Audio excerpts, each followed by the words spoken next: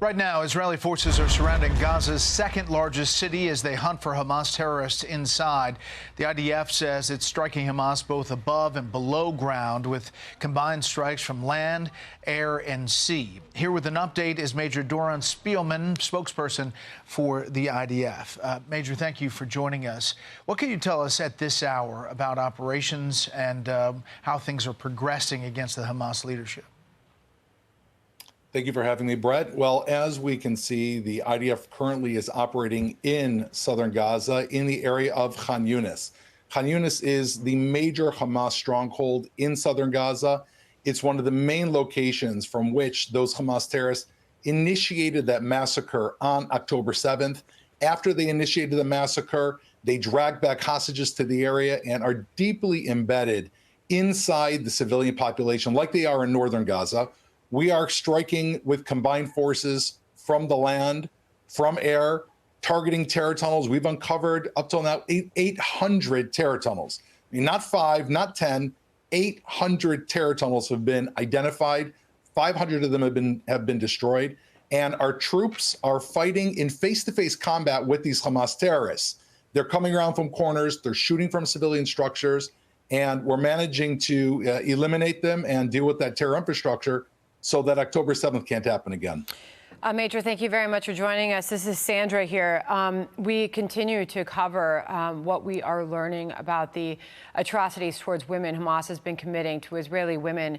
Benjamin Netanyahu just briefed a few moments ago from Tel Aviv, and he called on all women's rights organizations, human rights organizations, about the rape of Israeli women, the horrible atrocities that are happening, the sexual mutilation. He asked, where the hell are you?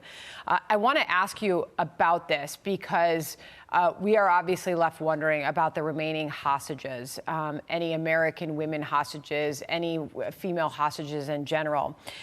We spoke to a woman who was at the UN yesterday as women were speaking out about this and the silence. She said this, listen.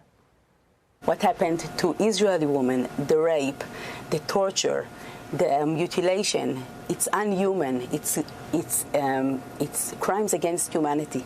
And if you, as a woman, as a leader, can't say those words, I don't think you are worthy for your position. We will remember they didn't speak. We will remember that they wasn't there.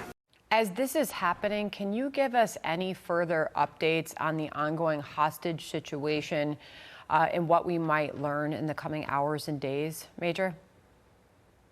Sure. Thank you for having me. I can tell you that 138 hostages are still in Gaza. Like you've said, this includes women.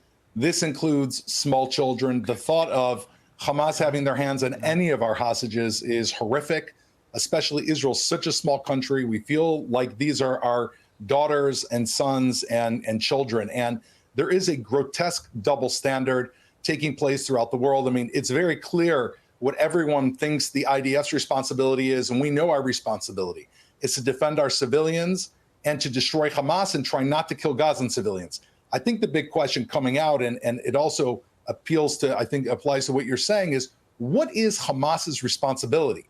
The world, are they silent? Is Hamas, they have no responsibility over our hostages, over the women, over these subhuman conditions, not allowing in the Red Cross, hiding behind their own civilians.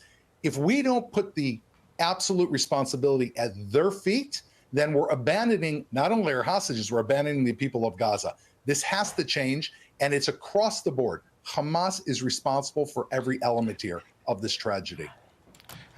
Major, I just want to clarify one thing, because the Israeli Prime Minister did say this also in the press conference, and that is that Gaza must be demilitarized after war, and that the military, Israeli military, will control security.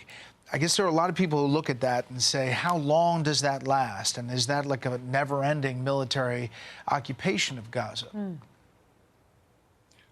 Well, I can tell you that we certainly would love to have a situation where, militarily speaking, we're not just in control of all the military situation in Gaza. The issue is we cannot leave our civilians exposed. Again, Hamas, it's not, they haven't changed their ways. They're continually saying that October 7th was just a rehearsal, and they're going to carry it out again and again and again. And therefore, if there is any doubt, there's no doubt whatsoever, we will protect our citizens. I think at the end of the day, the world is going to have to look at the situation and understand that this is not just an Israel problem.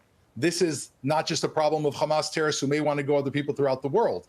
This is a problem for the people of Gaza. They need hope. Hamas cannot give them hope.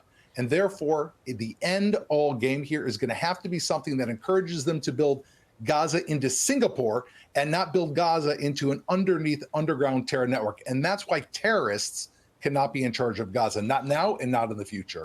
Maybe with Arab partners, who knows? Major, we appreciate your time today. Thank you.